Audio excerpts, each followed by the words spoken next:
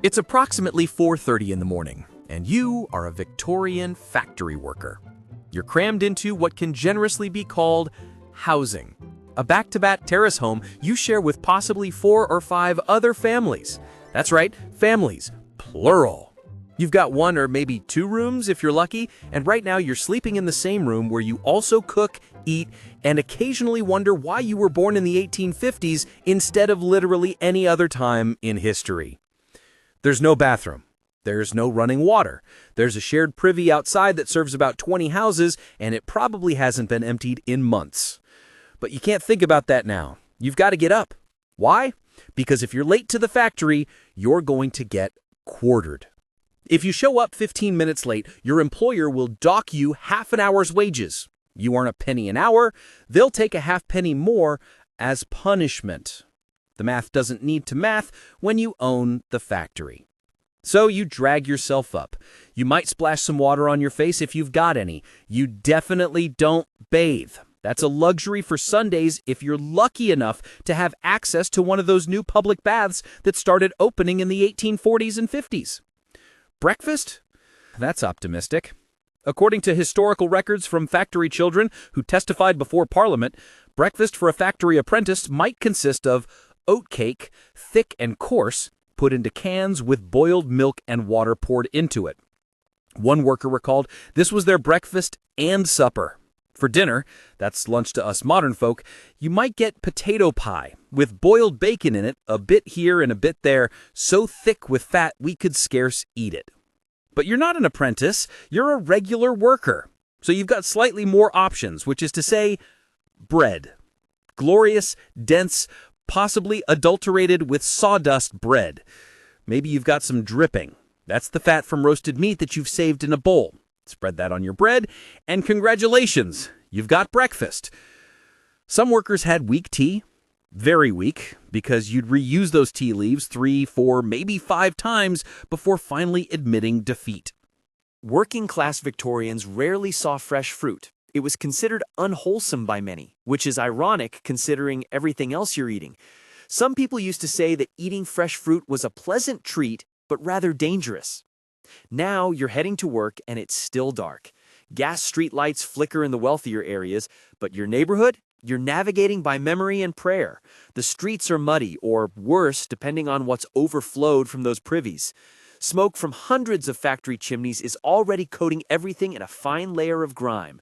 You're heading to one of the great industrial towns, Manchester, Leeds, Birmingham, Liverpool, places that used to be small market towns but have exploded into sprawling industrial centers. The area around Wolverhampton got so covered in industrial soot, they even started calling it the Black Country. You pass other workers. Some are heading to textile mills, others to ironworks, some to the potteries. And yes, you see children, lots of them. More than 500,000 British children were working, many in factories. Some started as young as 4 years old, though by the 1830s, laws technically prohibited children under 9 in cotton mills. You arrive at the factory just before 6:30 a.m., which is when work starts, according to the typical schedule documented at factories like Huntley and Palmer's in Reading. You clock in, or rather, your name is marked in a ledger. You'd better hope the timekeeper is honest, because some mill owners were rumored to deliberately tamper with the clocks, making them run fast so they could fine workers for being, quote, late. The factory is already thundering to life. The noise is incredible. These are the days before OSHA, before hearing protection, before anyone cared about decibels. Steam engines power massive overhead shafts, which connect to belt-driven machinery that runs constantly. The sound is so loud that many workers developed permanent hearing loss. Some learned to lip read out of necessity. And the temperature? If you're in a textile mill, welcome to hell's sauna. Cotton thread snaps if it's too dry. So mill owners kept the temperature around 30 degrees Celsius. That's about 86 degrees Fahrenheit. The windows? Sealed shut. Can't risk the thread breaking. The air was thick with cotton dust, what they called fly, which got into your throat, your lungs. Respiratory diseases were rampant. You take your position at your machine. Maybe you're a piecer in a textile mill, walking up and down the spinning mules tying together broken threads. Maybe you're at a carding machine, preparing raw cotton for spinning. Whatever your job, one thing is certain. You need to keep up with the machine's pace, not the other way around.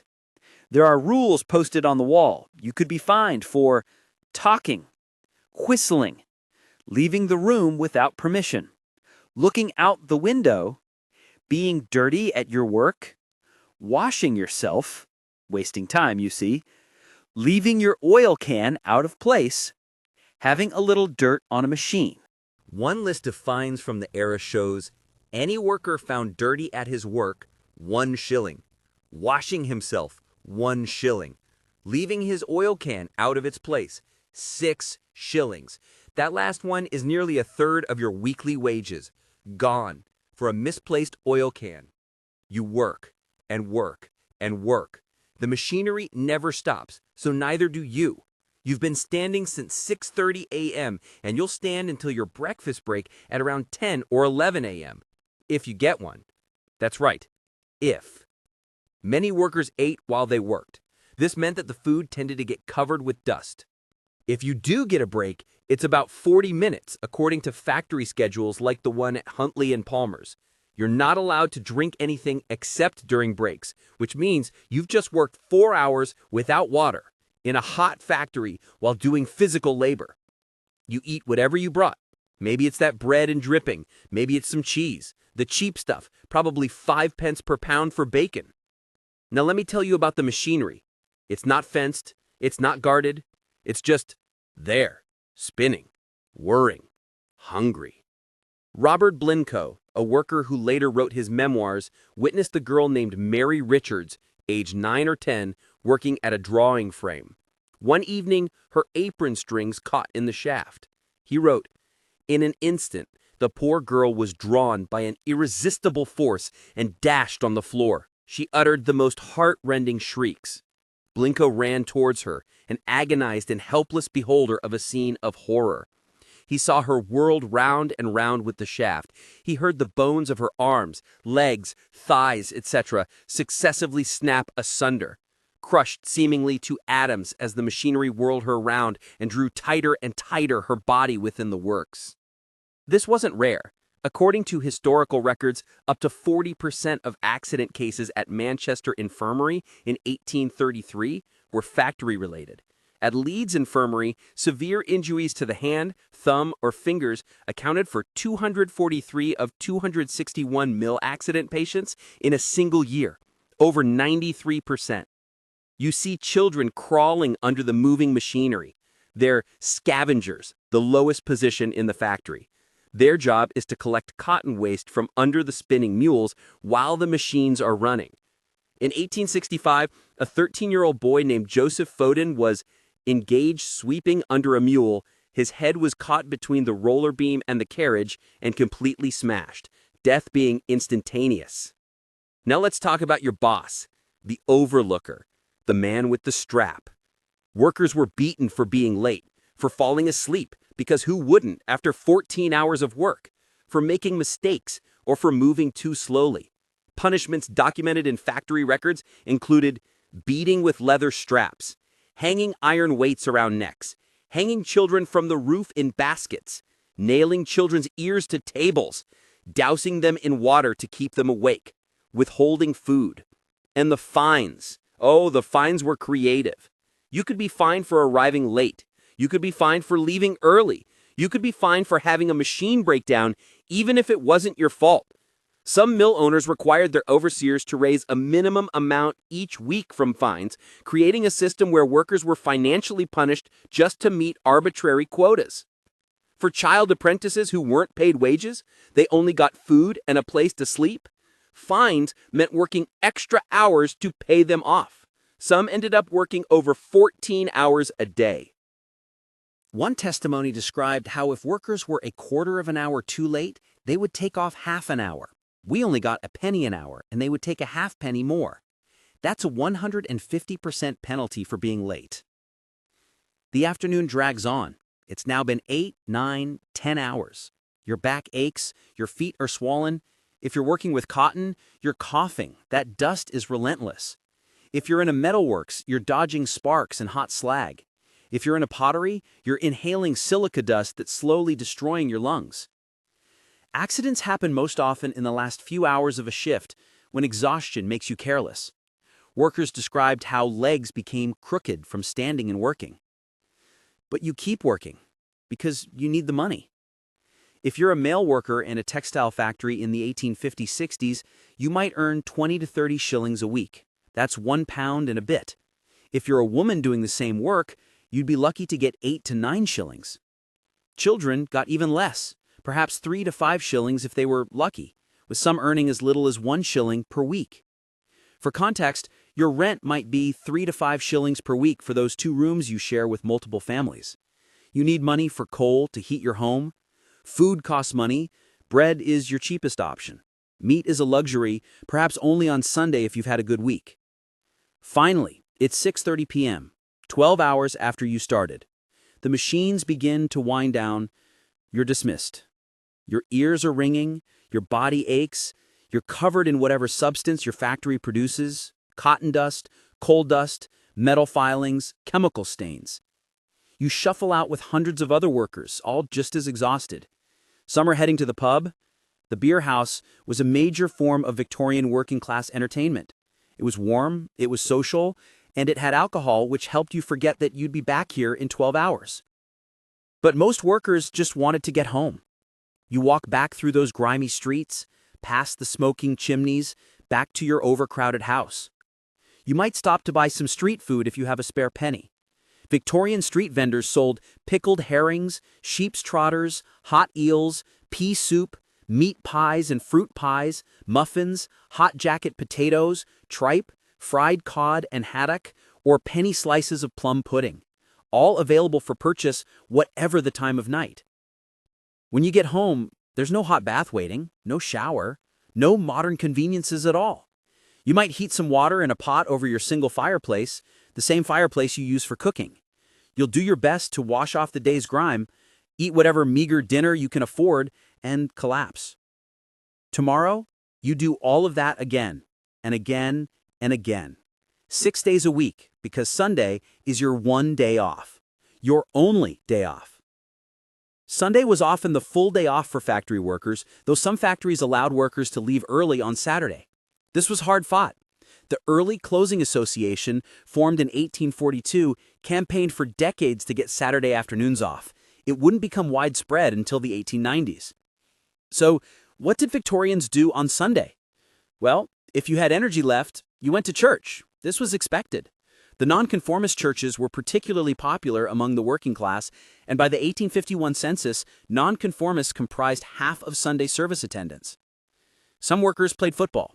It was becoming increasingly popular in industrial towns. Many of today's football clubs were founded by factory and mill workers in the Victorian era. Games were played at 3 p.m. on Saturday afternoons once the half-day Saturday became standard because workers had to do a morning shift first, and Sundays were for church. For those with a few pennies to spare, there were music halls, theaters, and by the 1860s-70s, public parks. Parks were free to enter, but had strict rules. No dancing, no football, no bathing, no picking flowers, no public meetings. You could walk and sit. That's it. Some more progressive mill owners tried to provide entertainment for workers. Robert Owen at New Lanark built a school that held evening lectures, performances, music, and dancing for adult workers. The Gregg family at Quarrybank Mill established the Style Club Room to give employees a place to socialize away from drink. They encouraged literacy and provided better housing than most. But these were exceptions. Most factory owners cared about one thing: production. If you died or got injured, they'd replace you. Workers were often abandoned from the moment that an accident occurred. Their wages were stopped, no medical attendance was provided, and whatever the extent of the injury, no compensation is afforded. Things did slowly improve. Very slowly. The Factory Act of 1833 was a start. It limited children aged 9 to 18 to 48 hours per week and required 2 hours of schooling during work hours. It also created factory inspectors, though they were few and factory owners were many. The 1844 Factory Act limited women and young people to 12-hour days and children 9 to 13 to 9-hour days. But enforcement was spotty. Magistrates often reduced the fines to amounts so small that it was more profitable for factory owners to break the law than follow it. Factory inspectors reported this repeatedly. It wasn't until the Factory Acts of the 1860s and 70s that conditions truly began to improve for workers across industries, not just textiles. And even then, it was a fight every step of the way. Factory owners argued that reduced hours would reduce profits and make British goods uncompetitive. They fought tooth and nail against every reform. The workers fought back. Trade unions formed, though they were illegal until 1824 and then heavily restricted. Workers organized strikes, like the famous 1888 Match Girl strike, where women workers at a match factory protested dangerous conditions and poverty wages. They won. Slowly, painfully, Victorian factory workers built the foundation for workers' rights we have today. The weekend, the 8-hour workday, safety regulations, child labor laws. None of it was given freely. All of it was fought for. So there you have it. A day in your life as a Victorian factory worker. 12 hours of dangerous, exhausting labor in terrible conditions for wages that barely keep you alive, in housing that's overcrowded and unsanitary, with 1 day off per week if you're lucky. Now good night and get some rest. Tomorrow is another 12-hour shift.